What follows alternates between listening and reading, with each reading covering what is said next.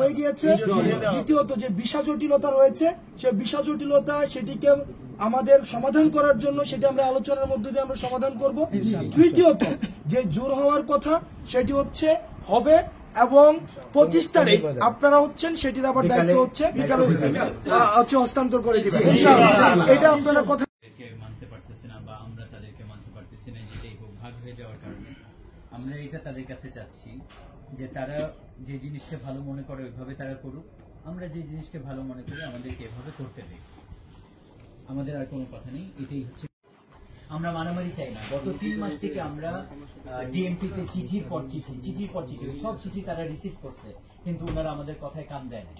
একদম লাস্টে এসে 15 দিন আগে ওনারা ওদেরকে ডাইকে বলছে যে আপনারা মাঠ খালি করে দেন। তারা ওই জায়গায় সিগনেচার করে আসছে যে তারা মাঠ খালি করে দিতেছে, কিন্তু আইসে তারা পোল্টি মারছে ওই হেফাজতে ইসলামের লোকদেরকে নিয়ে। তারা আবার একটা শোডাউন করে মাঠটা হয়েছে। এবং যারা এটা সমঝোতা করতে চায় তাদেরকে হাসিনার দোসর, তাদেরকে আওয়ামী লীগের দোসর নাম দিয়ে তাদের পদত্যাগ দাবি করে। যারা এটা সমঝোতা করতে চায়, ইনসাফের কথা বললে তাদের কথা হচ্ছে আমাদের কোনো অস্তিত্ব নেই, এদেরকে বাংলাদেশ থেকে ভাগায় দাও, এরা হইতেছে আওয়ামী লীগ, এরা হাসিনা, এরা ইন্ডিয়ার দোসর, এদেরকে বাংলাদেশ থেকে উঠায় দাও, এটা হচ্ছে তাদের কথা।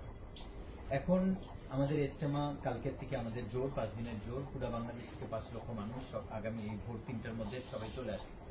এখন এই মানুষদেরকে এখানে ঢোকানো, পুলিশও চাচ্ছে যে ওনারা বের হয়ে যাক, আমরা ঢুকি, এই একটা জিনিস। আরেকটা হচ্ছে আমাদের এখানে যারা এই যে বিভিন্ন জায়গায় আমাদের তবলিগের যে সমন্বয়ের ছেলেরা আছে এখানে সবাই আসছে, মূল যাদের ব্যাপারে বলছিল ওরা সবাই এখানে আসছে, ওরা আরো আসতেছে।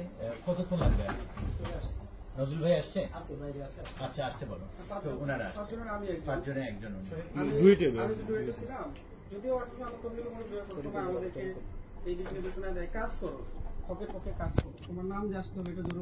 আমরা কিন্তু আসলে আজকে আমাদের জায়গা থেকে আমরা মনে করছি যে আমাদের ভিতরে যে কোনো কারণে হোক না কেন এই যে একটা সংকট একটা তৈরি হয়েছে, আমরা চাই এটার একটা সুন্দর সমাধান।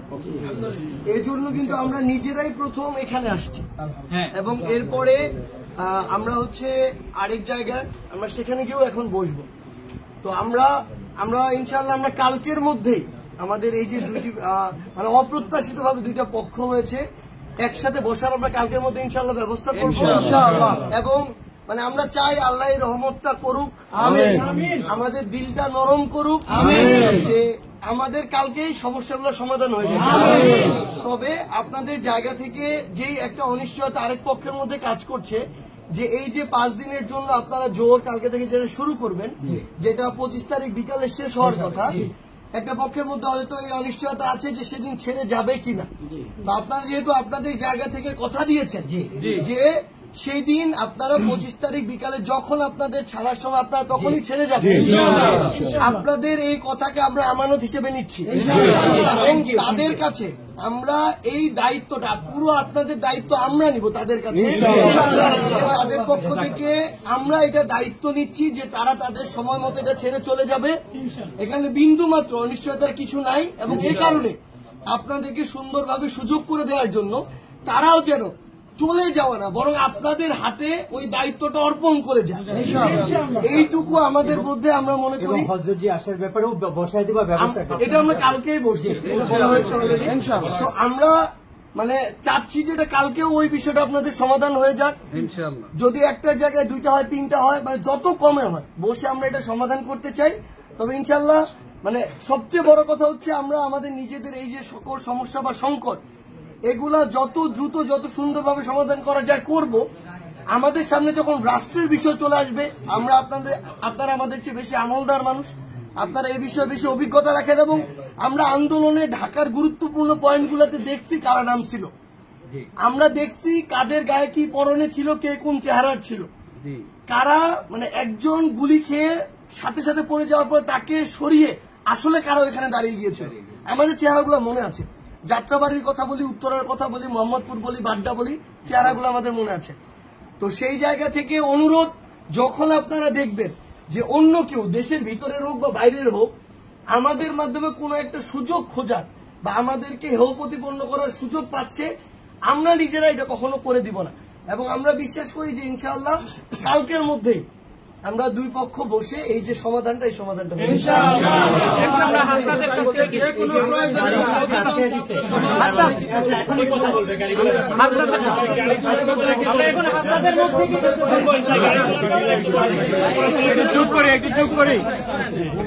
প্রস্তাবের পরে বলতেছি আমরা আগামীকাল ফজরোত্তর নামাজ মাঠে গিয়ে পড়বো।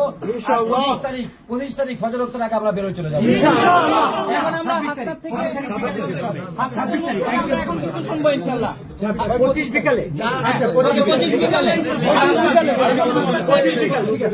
আচ্ছা 25 বিকাল। আচ্ছা তাহলে আচ্ছা আমাদের আজকে যে আলোচনাটি হয়েছে এবং এটা ফলপ্রসূ আলোচনা হয়েছে আমরা মানে হৃদ্যতাপূর্ণ পরিবেশে, এবং সেটা হচ্ছে যে আমাদের যেই উদারতা আমরা আমাদের প্রত্যাশা থাকবে উভয় পক্ষের এই উদারতাটা থাকবে নিশ্চয়ই। আমরা আজকে যে এখানে ডিসিশনটি হয়েছে সেটি হচ্ছে আগামীকাল যে উপদেষ্টার বাসার সামনে অবস্থান কর্মসূচি সেটি প্রত্যাহার হবে, এবং দ্বিতীয়ত যে প্রত্যাহার হয়ে গিয়েছে, দ্বিতীয়ত যে ভিসা জটিলতা রয়েছে সে ভিসা জটিলতা সেটিকে আমাদের সমাধান করার জন্য সেটি আমরা আলোচনার মধ্যে দিয়ে আমরা সমাধান করব। তৃতীয়ত যে জোর হওয়ার কথা সেটি হচ্ছে হবে, এবং 25 তারিখ আপনারা হচ্ছেন সেটির আবার দায়িত্ব হচ্ছে বিকালে হচ্ছে হস্তান্তর করে দিবেন। এটা আপনারা কথা রাখবেন, এবং আমাদের যেন নিজেদের মধ্যে বিভেদের সুযোগ নিয়ে তৃতীয় কোনো পক্ষ যেন কখনোই সুযোগটি কাজে না লাগাতে পারে সে সম্পর্কে আমরা সব উম্মাহ আমরা একসাথে একত্রিত মূল লক্ষ্য হচ্ছে আমাদের সৃষ্টিকর্তার হচ্ছে কল্যাণ প্রার্থনা করা, আল্লাহর কল্যাণ প্রার্থনা করা। সেজন্য আমরা এই সামগ্রিক কল্যাণের জন্য আমাদের যে সিদ্ধান্ত প্রয়োজন আমরা প্রত্যাশা করি আল্লাহ আমাদের সিদ্ধান্তকে সহজ করে দেন।